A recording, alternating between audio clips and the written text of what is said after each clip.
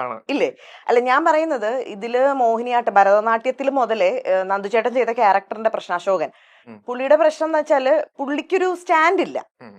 നമ്മൾ കാണിക്കുന്നുണ്ടല്ലോ, ഓ, ആ. പുള്ളിക്ക് ഇവിടെ നിക്കണോ അവിടെ നിക്കണോ, മൊത്തത്തിലൊരു കൺഫ്യൂഷനാണ്. അപ്പൊ അങ്ങനെ ഒരു പാർട്ട്ണർ ഉള്ളപ്പോ, അത് ഭാര്യയാണെങ്കിലും ഭർത്താവാണെങ്കിലും ദ അതർ പേഴ്സൺ ഡോമിനേറ്റ് ചെയ്യണം, ഉം. ഇല്ലേ? ഇപ്പൊ അതെ, ഹസ്ബൻഡ് അതെ. ഭയങ്കര ഇതാണെങ്കിൽ ഡെഫിനറ്റ്ലി ഭാര്യ ഡോമിനേറ്റ് ചെയ്യും. ഭാര്യ മാച്ച് ഭയങ്കര ചെയ്ത്. പാവാണ്, ആ. എന്നാലേ ഒരു ഫാമിലി ലൈഫ് മുന്നോട്ട് പോകുള്ളൂ. ഇപ്പൊ ഓക്കെ. എവിടെ നോക്കിയാലും ആരെങ്കിലും ഒരാൾ ഡോമിനേറ്റ് ചെയ്യുന്നുണ്ടാവും. അത് അയാളുടെ കുഴപ്പമോ കുറവോ ഒന്നുമല്ല, അത് റൺ ചെയ്യാൻ അത് വേണം. അത് അങ്ങനെയാണ് ഒരു ഫാമിലി മുന്നോട്ട് പോകുന്നത്. അത് മ്യൂച്വൽ റെസ്പെക്റ്റും മ്യൂച്വൽ അണ്ടർസ്റ്റാൻഡിങ്ങും ആണ്. പിന്നെ മോഹിനിയാട്ടത്തിലും പറയുന്നത് സിനിമയല്ലേ, അതിൽ കുറച്ച് നമ്മൾ അവിടെ ഇരിയടോ അത് ക്യാരക്ടർ എങ്ങനെയാണ്, അത് ഫണ്ണാണല്ലോ. റിയൽ ലൈഫിൽ അങ്ങനെ ഒന്നും ചീന്തി എടുത്തിട്ടില്ല. റിയൽ ലൈഫിൽ ഞാൻ അങ്ങനെ എല്ലാവരെയും കയറി വെറുതെ വെച്ചുണ്ടാക്കുന്ന ഒരാളല്ല. ഓക്കെ. ചിലപ്പോ ചെയ്ത ക്യാരക്ടേഴ്സ് ഒക്കെ വെച്ച് അങ്ങനെ ഒരു ഇമേജ് ഞാൻ കുറച്ച് ലൗഡാണ് പൊതുവെ. അത് ഈ പറഞ്ഞ ഭീമന്റെ വഴിയിലെ റീത്തയാണെങ്കിലും ഇതിലെ ശാന്തി ആണെങ്കിലും ഭരതനാട്യത്തിലെ മോഹിനിയാട്ടത്തിലെ ശാന്തി ആണെങ്കിലും കുറെയൊക്കെ എന്റെ അതേപോലെയൊക്കെ തന്നെ. അതുകൊണ്ട് എനിക്ക് ഒത്തിരി അഭിനയിക്കേണ്ടിയൊന്നും വന്നിട്ടില്ല. അത് ഈ ഭരതനാട്യത്തില് കുട്ടികളെ അവനെ ചീത്ത പറയുന്ന ഒരു സീനുണ്ടല്ലോ, നിന്റെ മോന്ത കൊണ്ട് ഞാൻ മുതലേ പിടിച്ച് ഉരയ്ക്കുന്നൊക്കെ. ഇത് കണ്ടിട്ട് എന്റെ സ്വന്തം മക്കൾ എന്റെ അടുത്ത് പറഞ്ഞു, കറക്റ്റ് അമ്മ, അഭിനയിക്കേണ്ട കാര്യമേ ഇല്ല. അമ്മയ്ക്ക് ദേഷ്യം, എനിക്ക് ദേഷ്യം വന്നാൽ ഞാൻ ഇത്ര ലൗഡാണ്. എന്റെ ചേച്ചിയുടെ മക്കളുണ്ട്, അവന്മാര് വലിയ കുട്ടികളാ, അമ്മ എന്നെ ചിറ്റാന്ന് വിളിക്കുന്നത്. അപ്പൊ അവന്മാര് പറഞ്ഞു, ഓ ഇത് കറക്റ്റ് ചിറ്റയാണല്ലോ. അപ്പം ലൈക്ക് നമ്മുടെ കുറെയൊക്കെ നമുക്ക് അങ്ങനെ പിന്നെ വേറൊരു പ്രത്യേകത എന്താ വെച്ചാല്, ഭരതനാട്യത്തിന്റെയും ഇപ്പൊ ഈവൻ ഭീമന്റെ വഴിയുടെ ആണെങ്കിലും ഡയറക്ടേഴ്സ് നമുക്ക് നല്ല സ്പേസ് തന്നിട്ടുണ്ട്, നമുക്ക് അഴിഞ്ഞാടാനൊരു പെർഫോം ചെയ്തോളൂ എന്ന് പറഞ്ഞു. അവര് സിറ്റുവേഷൻ പറഞ്ഞു തന്നിട്ട് ഈ സിറ്റുവേഷനിൽ നിങ്ങൾ എങ്ങനെയാണോ അങ്ങനെ പെർഫോം. അപ്പൊ എന്നോട് മാത്രമല്ല എല്ലാ ആർട്ടിസ്റ്റുകൾക്കും അങ്ങനത്തെ ഒരു സ്പേസ് ഉണ്ടായിരുന്നു. അതുകൊണ്ട് നിങ്ങൾ ശ്രദ്ധിച്ചറിയാം, ഈ രണ്ട് സിനിമകളിലെയും ആർട്ടിസ്റ്റുകൾ മറ്റു സിനിമകളിലെ വെച്ച് എത്രത്തോളം ഡിഫറെന്റ് ആയിട്ടാണ് ഇതിൽ അഭിനയിച്ചേക്കുന്നതെന്ന്.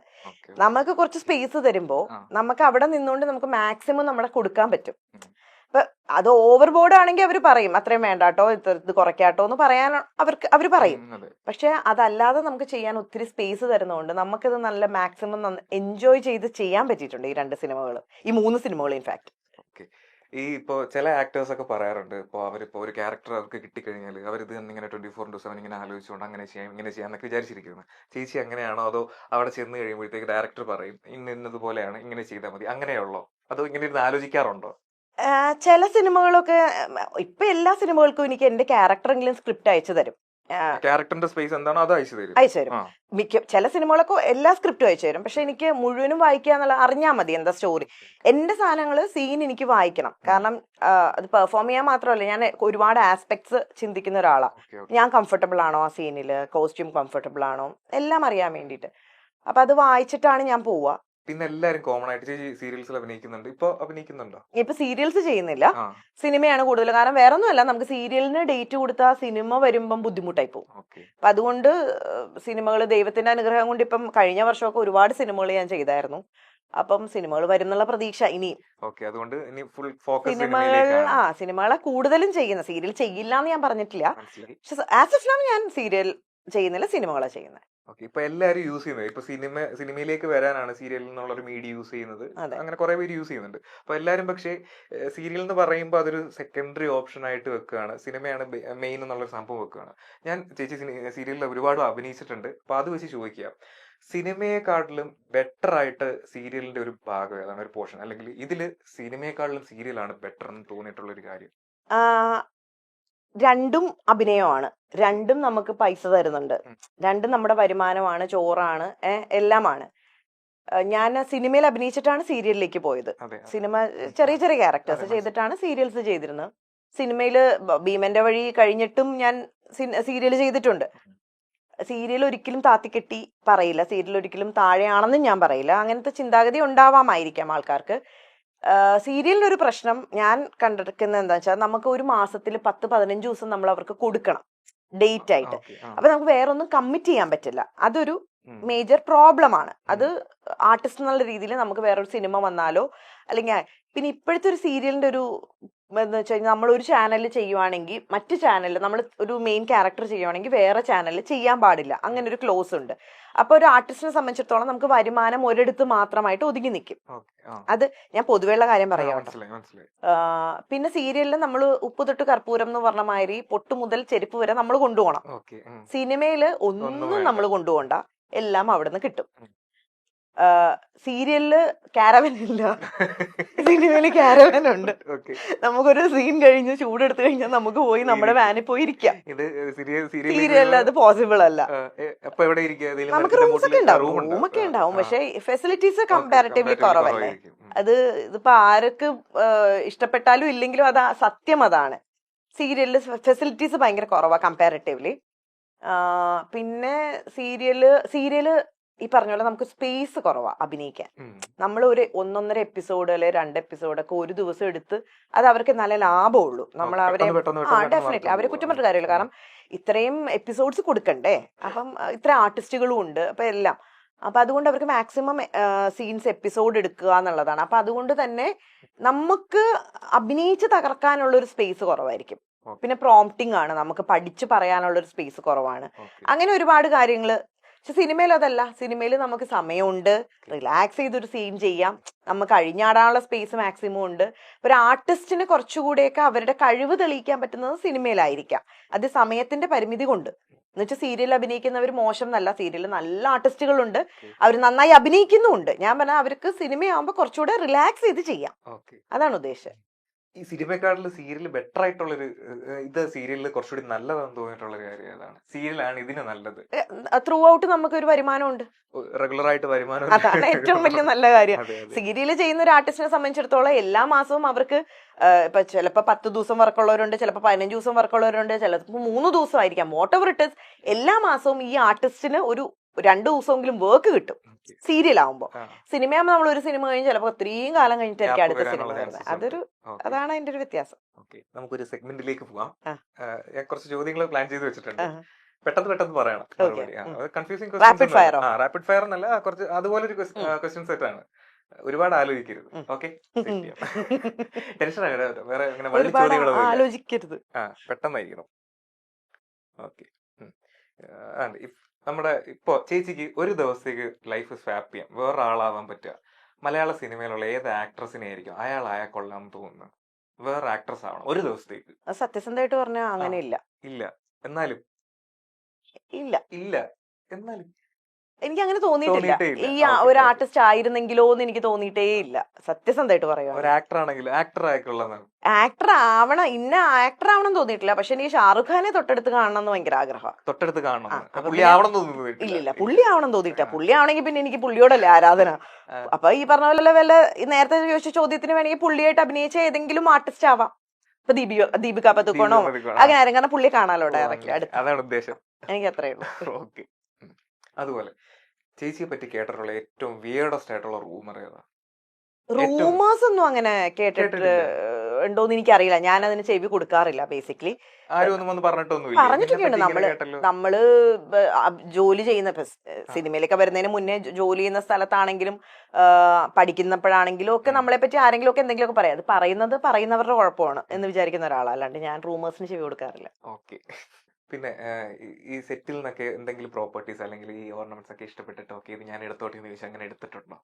സെറ്റില് പരമാവധി എടുക്കാതിരിക്കാറുണ്ട്. പക്ഷെ ഭീമന്റെ വഴിയിൽ നിന്ന് ഞാൻ ഒരു സാരി എടുത്തിട്ടുണ്ട്. അത് സാരിയോടുള്ള ഇഷ്ടം കൊണ്ടല്ല, ക്യാരക്ടറിനോടുള്ള സ്നേഹം കൊണ്ട് ഞാൻ ചോദിച്ചപ്പോ എനിക്ക് തന്നു. ഞാനത് ഒരു സാരി അത് ആ ഒരു സ്നേഹം, ക്യാരക്ടറിനോടുള്ള സ്നേഹം എടുത്തോണ്ട് വന്നു. എടുത്തു മാറ്റിയതല്ല കേട്ടോ, അവരോട് ചോദിച്ചിട്ട് എടുത്തതാ. ഞാൻ അടിച്ചോണ്ട് വന്നൊക്കെയാവും. ചോദിച്ചിട്ട് ഒരു സാരി എടുത്തിട്ടുണ്ട്. അത് ആ സ്നേഹം കണ്ട. വലിയ വിലയുള്ള സാരിയോ ഗംഭീര സാരിയോ ഒന്നും അല്ല, ക്യാരക്ടറിനോടുള്ള സ്നേഹം. ഒരു ഷോട്ട് ഏറ്റവും നമ്പേഴ്സ് പോയിട്ടുള്ള ഷോട്ട് ഏതാണ്? ടേക്കുകൾ പോയിട്ടുള്ള ഷോട്ട് ഏതാണ്? ഭീമന്റെ വഴിയിലെ ഷോട്ടാണ്. ചെമ്പൻചേട്ടനിന്ന് വഴക്ക് കേട്ട അത് ഞാൻ ഇന്റർവ്യൂല് പറഞ്ഞിട്ടുണ്ടല്ലേ. അത് തന്നെ, അതായത് ചാക്കോച്ചനും ഞാനും കൂടെയുള്ള ആദ്യത്തെ കോമ്പിനേഷൻ ആണ്. മുഴുനീളം ഡയലോഗായിരുന്നു. എനിക്ക് തന്നെയായിരുന്നു ഡയലോഗ് കാണാപ്പാടം പഠിച്ച് ഞാൻ അവിടെ ചെന്ന് നിന്ന് പറഞ്ഞിട്ട് എനിക്ക് ശരിയാവുന്നില്ല. പക്ഷെ പറയുന്നുണ്ട്, ഡയലോഗ് ഫുള്ള് ഞാൻ പറയുന്നുണ്ട്, പക്ഷെ മുഖത്തൊന്നും വരുന്നില്ല. അപ്പം എനിക്ക് ടെൻഷനായി. കാരണം ചാക്കോച്ചനും ഞാനും തമ്മിൽ ഒരു റാപ്പ് ഒന്നും ക്രിയേറ്റ് ചെയ്യാനുള്ള ഒരു സ്പേസ് ഒന്നും കിട്ടിയില്ല നമ്മള് ഫസ്റ്റ് തന്നെ. അപ്പൊ ഇദ്ദേഹം ഡെഫിനറ്റ്ലി നമ്മളെക്കാൾ ഒത്തിരി സീനിയറല്ല. അപ്പം എങ്ങനെയാണ് എന്നൊക്കെ ഒന്നും അറിയാത്തതുകൊണ്ട് അത് ഞാൻ പറഞ്ഞ ഫസ്റ്റ് സീൻ നമ്മൾ ചെയ്യുമ്പോഴേ അപ്പൊ അതിന് ചെമ്മചേട്ടൻ പറഞ്ഞു, നീ ബൈ ഹാർട്ട് പഠിച്ചോണ്ട് വന്നിട്ട് ആണ് അതാണ് ഇതാണ്, മേലെ അവർക്ക് സ്ക്രിപ്റ്റ് കൊടുക്കരുത് എന്നൊക്കെ പറഞ്ഞ് പുള്ളി പറഞ്ഞു. പക്ഷെ അത് ഓക്കെ ആയിട്ട് പോയി. അതാണ് ഒരുപാട് ടേക്ക് പോയത്. ഒരു 5-6 പോയിട്ടുണ്ടാവും. കഴിയുന്നതും ഞാൻ ടേക്സ് കൂടുതൽ പോവാതിരിക്കാൻ ശ്രദ്ധിക്കുന്ന ഒരു ആർട്ടിസ്റ്റ് ആണ്. ദൈവത്തിന്റെ അനുഗ്രഹം കൊണ്ട് 2-3 ഓക്കെ ആവാറുണ്ട്. മിക്കവാറും 1 ഓക്കെ ആവാറുണ്ട്. ടെൻഷൻ ആവാറുണ്ടോ? ഒരു ടേക്ക് ഓക്കെ ആയില്ലെന്നുണ്ടെങ്കിൽ ടെൻഷൻ ആവാറുണ്ടോ? അങ്ങനെ ടെൻഷൻ ഇല്ല. പക്ഷെ മമ്മൂക്കെ പോലുള്ള ആർട്ടിസ്റ്റിന്റെ ഒക്കെ മുമ്പിൽ നിൽക്കുമ്പം ടേക്ക് ഓക്കെ ആവാതിരിക്കല്ലേ ഭഗവാനെ എന്ന് എപ്പോഴും പ്രാർത്ഥിക്കും. ടേക്ക് ഓക്കെ ആവാതിരിക്കല്ലേ, ലൈക്ക് ടേക്ക് ഫസ്റ്റ് ടേക്ക് തന്നെ ഓക്കെ ആവണേ. അങ്ങനെ അത്രയും വലിയ ആർട്ടിസ്റ്റുകളൊക്കെ മുന്നിൽ നിൽക്കുമ്പോൾ നമ്മള് മമ്മൂക്കയുടെ കൂടെയൊക്കെ ഞാൻ ഒത്തിരി സിനിമകൾ 3-4 സിനിമകൾ ചെയ്തിട്ടുണ്ട്. അപ്പൊ അദ്ദേഹത്തിന്റെ ഒക്കെ മുമ്പിൽ നിൽക്കുമ്പം അദ്ദേഹം ഭയങ്കര കൂളാണ്, പക്ഷെ നമ്മള് കൂളല്ലല്ലോ, നമുക്ക് ടെൻഷൻ ആണല്ലോ. ഇത്രയും വലിയൊരു ആർട്ടിസ്റ്റ് മുമ്പിൽ നിൽക്കുന്നു, ഞാൻ തെറ്റിച്ചത് കൊണ്ട് വീണ്ടും റീടേക്ക് പോയാൽ എങ്ങനെയാണ് എന്നൊക്കെ ഓർത്ത് പേടിച്ച് അങ്ങനെ ഒരു ടെൻഷൻ ഉണ്ടായിട്ടുണ്ട്. പക്ഷെ ദൈവാനുഗ്രഹം കൊണ്ട് അതൊന്നും കുഴപ്പമില്ലാണ്ട് പോയിട്ടുണ്ട്. അല്ല, അന്നേരം ഈ കോൺഷ്യസ് ആവുമ്പോഴത്തേക്ക് ഇപ്പൊ പുള്ളി അടുത്ത് നിൽക്കുകയാണ്, അന്നേരം കോൺഷ്യസ് ആവുമ്പോഴത്തേക്ക് അത് പെർഫോമൻസിന് അഫക്ട് ഇല്ല, കാരണം ഇതിങ്ങനെ മൈൻഡിൽ അങ്ങനെ പ്രശ്നമില്ല. നമുക്ക് അത് മറക്കാൻ എന്തോ ദൈവത്തിന്റെ അനുഗ്രഹം. എനിക്ക് അറിഞ്ഞൂടാ എന്തോ സംഭവിക്കുന്നു. ഓക്കെ, ഒരു ചേച്ചിയുടെ ഒരു ഇന്റർവ്യൂ അല്ലെങ്കിൽ ഒരു സിനിമ ഡിലീറ്റ് ചെയ്ത് കളയണം, അത് എന്റെ യൂണിവേഴ്സിറ്റി ഡിലീറ്റ് ചെയ്ത് കളയണം, സിനിമ അങ്ങനത്തെ സിനിമയുണ്ട്. പക്ഷെ ഞാൻ പറയുന്നില്ല പേര്. അങ്ങനെ ഒരു സിനിമയുണ്ട്. ഞാൻ അറിയാതെ എന്റെ ലൈക്ക് എന്നോട് പറഞ്ഞ രീതിയിലല്ല അവർ ഷൂട്ട് ചെയ്തത്. സ്ക്രിപ്റ്റ് പറഞ്ഞ പോലെ അല്ല, ഷൂട്ട് ചെയ്ത ആംഗിളിന്റെ പ്രശ്നമുണ്ട്. അതായത് ഞാൻ അഭിനയിക്കാൻ വന്നപ്പോ പറഞ്ഞ ക്യാരക്ടർക്ക് അത് തന്നെയാണ്, പക്ഷെ അവര് ഷൂട്ട് ചെയ്ത നമ്മൾ വെക്കുന്ന ക്യാമറ വെക്കുന്ന പൊസിഷൻ ഉണ്ടല്ലോ, അത് ഭയങ്കര മോശമായിട്ട് ഞാൻ അറിഞ്ഞില്ല. അത് യൂട്യൂബിൽ കണ്ടപ്പോഴാണ് ഞാനത് അറിയുന്നത്. ഇങ്ങനെയാണ് അവര്, അതായത് സിനിമ പോലും പുറത്ത് അത്ര വലിയ ഹിറ്റ് ആയിരുന്നില്ല, ഒരാളും കണ്ടിട്ടില്ല സിനിമ, മലയാള സിനിമ ഒരു ദിവസമായിട്ടേ ഓടിയുള്ളൂ. പക്ഷെ യൂട്യൂബിൽ ഇതിങ്ങനെ കറങ്ങുമല്ലോ. അപ്പൊ അങ്ങനെ വന്നപ്പം ഇത് എനിക്കത് ഭയങ്കര ഡിസപ്പോയിന്റിങ് ആയിപ്പോയി. കാരണം ഞാൻ ഇങ്ങനെ അല്ല, അതല്ല ഞാൻ. അപ്പൊ അങ്ങനെ വന്നൊരു സിനിമയുണ്ട്. അതാണ് ഫസ്റ്റ് ആൻഡ് ലാസ്റ്റ്. ഇനി ഒരിക്കലും അങ്ങനെ ഉണ്ടാവില്ല. ഇല്ലില്ല, എന്ത് സംസാരിക്കാനാ? ആളുകൾക്ക് നമ്മുടെ ആളുകളെ എങ്ങനെ നന്നാക്കാനാ? മോശക്കാരാണെന്നും. അപ്പൊ അതുകൊണ്ട് അതിന്റെ പുറകെ ഞാൻ പോയിട്ടില്ല. പക്ഷെ എനിക്ക് അങ്ങനെ ഇത് ചോദിച്ചപ്പോ അങ്ങനത്തെ ഒരു സംഭവം ഉണ്ട്. അങ്ങനെ ഒരു സിനിമ ഉണ്ട്. ഡബിംഗ് ആർട്ടിസ്റ്റ് ആണല്ലോ, കുറെ ആക്ടേഴ്സിന് ഡബ് ചെയ്തിട്ടുണ്ടല്ലോ. ഇതിൽ ഇപ്പൊ ഒരാൾക്ക് ഡബ് ചെയ്തോണ്ടിരിക്കുമ്പോ ഇവനെ അഭിനയിക്കാൻ അങ്ങനെ തോന്നിയിട്ടുണ്ട്, ഇവനെ അഭിനയിക്കാൻ. ഇത് പറയുമ്പോ ഞാൻ എന്നെ തന്നെ ആദ്യം പറയണം. സെൽഫ് ട്രോൾ ചെയ്താലേ അത് രക്ഷയുള്ളൂ. ഞാൻ RJ ആയിരുന്ന സമയത്ത് നമുക്ക് 1 മിനിറ്റ് കൊണ്ട് മുഴുവൻ കഥ പറയേണ്ട ഒരു അവസ്ഥയുണ്ട്. നമ്മള് RJing ചെയ്തോണ്ടിരിക്കുമ്പോ 1 മിനിറ്റേ ഉള്ളൂ. അതില് നമ്മള് അത് കഴിഞ്ഞ പാട്ട് ഓട്ടോമാറ്റിക്കലി കയറും. മനസ്സിലായില്ലേ? സംസാരിക്കാനായിട്ട് 1 മിനിറ്റ് സമയമേ ഉള്ളൂ RJക്ക്. അതില് നമ്മളിങ്ങനെ, അതുകൊണ്ടാണ് ഈ പല RJസും നല്ല സ്പീഡില് ഇപ്പൊ മാറി കാണൂ കേട്ടോ സിറ്റുവേഷൻസ് ഒക്കെ. ഞാൻ അന്ന് ചെയ്തിരുന്ന സമയത്തെ കാര്യം പറയാം. അപ്പൊ നമ്മൾ വെൽക്കം ടു ഇത് ഇങ്ങനെ പറഞ്ഞാൽ നമ്മൾ പോകുന്ന സ്പീഡില്. ഇപ്പൊ ഈ ഒരു സാധനം ഓൾറെഡി ഞാൻ കുറെ നാൾ 6 വർഷം വർക്ക് ചെയ്തത് കൊണ്ട് അതിങ്ങനെ തലേ കിടപ്പുണ്ട്. ഇപ്പൊ ഞാൻ അഭിനയിക്കാൻ ചെന്നപ്പോ, അത് കഴിഞ്ഞിട്ടാണ് അഭിനയിക്കാൻ ചെന്നപ്പം എനിക്ക് സ്പീഡാണ്. ഇപ്പൊ തന്നെ നിങ്ങളോട് സംസാരിക്കുമ്പോൾ ഞാൻ നല്ല സ്പീഡിലല്ലേ സംസാരിക്കുന്നത്. അപ്പൊ ഞാനൊരു ഡയലോഗ് എന്ന് പറഞ്ഞു തീർക്കും. ചിലപ്പോ ഡയറക്ടേഴ്സ് പറയും അത്രയും സ്പീഡ് വേണ്ട, കുറയ്ക്കൂ എന്ന് പറഞ്ഞിട്ടുണ്ട്. ഇത് ഡബ് ചെയ്യാൻ ഞാൻ തന്നെ ഡബിങ് സൂട്ടിൽ ചെല്ലുമ്പോഴാണ് എന്ത് കുന്തോണ് ഞാൻ പറഞ്ഞു വെച്ചേക്കുന്നത്. സ്വന്തമായിട്ട് മീറ്റർ പിടിക്കാൻ പറ്റിയിട്ടില്ല എനിക്ക് ചില സമയത്തൊക്കെ. അപ്പൊ ഞാൻ ഓർക്കും ഭയങ്കര. അപ്പൊ അങ്ങനെ വിചാരിച്ചൊരു വ്യക്തിയാണ് ഞാൻ. ഡെഫിനറ്റ്ലി മറ്റുള്ള ആർട്ടിസ്റ്റുകൾ ചെയ്തപ്പോഴും എനിക്ക് തോന്നിയിട്ടുണ്ട്, പക്ഷെ എന്നെ തന്നെ എനിക്ക് തോന്നിയിട്ടുണ്ട്. പിന്നെ വേറെ ആരെയും കുറ്റം പറഞ്ഞിട്ട് കാര്യമില്ല. ചേച്ചിക്ക് ഒരു മലയാള സിനിമയിൽ ഒരു 10 കോടി രൂപ റെമ്യൂണറേഷൻ പറയുക ഒരു ക്യാരക്ടറിന് വേണ്ടിയിട്ട്. പക്ഷെ ആ ക്യാരക്ടർ ചെയ്ത് കഴിഞ്ഞാൽ ചിലപ്പോൾ ചേച്ചിയുടെ കംപ്ലീറ്റ് റെപ്യൂട്ടേഷൻ പോകാൻ ചാൻസ് ഉണ്ട്. അങ്ങനെ ഒരു ക്യാരക്ടർ വരുവാണെന്നുണ്ടെങ്കിൽ ഓക്കെ ഞാൻ ചെയ്യുക, എന്നിട്ട് ഇനി പരിപാടി ഒതുക്കുക എന്നുള്ള രീതിയിൽ ചെയ്യുമോ, അതോ അത് നിരസിക്കുവോ? പൈസ നമുക്ക് വളരെ ഇമ്പോർട്ടന്റ് ആണ് ജീവിതത്തിൽ. എല്ലാവർക്കും പൈസ ഇമ്പോർട്ടന്റ് ആണ്. എനിക്കും പൈസ വളരെ ഇമ്പോർട്ടന്റ് ആണ്. പക്ഷെ പൈസ മാത്രമല്ല നമുക്ക് ഇമ്പോർട്ടൻസ്. എനിക്ക് പൈസയുടെ മുകളിൽ നിൽക്കുന്ന വേറെ കുറെ കാര്യങ്ങളുണ്ട്. പൈസ എനിക്ക് വളരെ ഇമ്പോർട്ടന്റ് ആണ്. പക്ഷെ പൈസയ്ക്ക് മുകളിൽ നിൽക്കുന്ന ഒരുപാട് കാര്യങ്ങളുണ്ട്. അതിൽ എൻ്റെ ഫാമിലി വരും, എൻ്റെ മക്കള് വരും, ഒരുപാട് കാര്യങ്ങൾ. അപ്പം ഞാനൊരു പൈസയ്ക്ക് വേണ്ടി എന്തെങ്കിലും ചെയ്തിട്ട് എൻ്റെ കുട്ടികൾക്ക് തലയിൽ മുണ്ടിട്ട് നടക്കേണ്ട ഒരു അവസ്ഥ വരുവാണെങ്കിൽ പിന്നെ ആ പൈസ കൊണ്ട് എന്താണ് പ്രയോജനം? ഇല്ലേ? അങ്ങനെ ചിന്തിക്കുന്ന ഒരാളാണ് ഞാൻ. എനിക്ക് 2 മക്കളുണ്ട്, ഒരു മോളും മോനും ഉണ്ട്. അപ്പം എൻ്റെ ഒരു ആഗ്രഹം അല്ലെങ്കിൽ എൻ്റെ ഒരു തീരുമാനം പറയുന്നവര് പറയും. പക്ഷെ ഞാൻ എന്ത് ചെയ്താലും കുറ്റം പറയുന്നവരുണ്ടാവില്ല. ഞാനെന്നല്ല ഏത് വ്യക്തിയാണെങ്കിലും, എസ്പെഷ്യലി ആർട്ടിസ്റ്റുകൾക്ക് കുറ്റം കേൾക്കേണ്ട വരാറുണ്ട്. അത് ഞാൻ ബോധർ ചെയ്യുന്നില്ല, അത് പറഞ്ഞോട്ടെ. പക്ഷെ റിയാലിറ്റിയില് വിത്ത് പ്രൂഫ് ദേ നിങ്ങളുടെ അമ്മ ഇങ്ങനെയല്ലേ എന്ന് പറഞ്ഞിട്ടൊരു സാധനം എന്റെ കയ്യിൽ നിന്ന് വരരുതെന്ന് എനിക്ക് 100% നിർബന്ധമുണ്ട്. അതുകൊണ്ട് പൈസ എത്ര തന്നാലും എന്റെ മക്കൾക്കോ എന്റെ പേരിനോ എന്റെ ഫാമിലിയുടെ പേരിനോ എന്റെ പേരൻസിന്, അച്ഛനിപ്പില്ല, മരിച്ചാലും അച്ഛൻ്റെ പേരുണ്ടല്ലോ, അച്ഛനും അമ്മയ്ക്കോ എന്റെ ആങ്ങളയ്ക്കോ എന്റെ ഫാമിലിയിലുള്ള ആർക്കാണെങ്കിലും എന്നെ കൊണ്ടൊരു വൃത്തികേട് ഉണ്ടാവരുതെന്ന് നിർബന്ധമുണ്ട്. പൈസക്കല്ല ഇമ്പോർട്ടൻസ് എന്ന് പറഞ്ഞ് പൈസ ചോദിച്ചു വാങ്ങിക്കില്ല. പൈസ നമ്മള് തീരുമാനിച്ചിട്ടുണ്ടല്ലോ, ഒരു സിനിമ ചെയ്യുമ്പോഴോ അല്ലെങ്കിൽ ഒരു ഇത് ഡബ് ചെയ്യുമ്പോഴോ നമ്മൾ ഇത്ര രൂപയാണ് വാങ്ങിക്കുന്നത് എന്ന് നമ്മുടെ മനസ്സിലുണ്ടല്ലോ. അത് സംസാരിക്കും. ചിലപ്പോൾ അതിൽ നിന്ന് നമ്മള് ചില സന്ദർഭങ്ങളിൽ നമ്മൾ അതിൽ നിന്നൊക്കെ ചിലപ്പോൾ കുറച്ചൊക്കെ ചെയ്യേണ്ടി വന്നിട്ടുണ്ട്, ചെയ്യുന്നുമുണ്ട്. അതിലൊന്നും അങ്ങനെ പിടിവാശിക്കാരിയല്ല. പക്ഷെ നമ്മൾക്ക് ശമ്പളം വേണ്ടേ, അത് നമുക്ക് വാങ്ങിക്കുന്നുണ്ട്. നെക്സ്റ്റ് ചോദിക്കാൻ വന്നതും ഈ സാലറി റിലേറ്റഡ് ആണ്. ഒരു സിനിമയ്ക്ക് വിളിക്കുകയാണ്, ഗംഭീര സ്ക്രിപ്റ്റ്, ഗംഭീര ക്യാരക്ടർ, പക്ഷെ അവർ പറയുന്നു പേയ്മെന്റ് തരാൻ പറ്റില്ല, നമ്മളതിൽ പേയ്മെന്റ് ഇല്ല, ചെയ്യും. ഗംഭീര ക്യാരക്ടർ, ഗംഭീര സ്ക്രിപ്റ്റ്, അതുകൊണ്ട് എനിക്ക് ജീവിതത്തിൽ എന്തെങ്കിലും ഗുണം, നേരത്തെ പറഞ്ഞ സംഭവമല്ല, ഉണ്ടാവും എന്നുണ്ടെങ്കിൽ ഡെഫിനറ്റ്ലി പൈസയേക്കാൾ ഉറപ്പായും ചെയ്യും.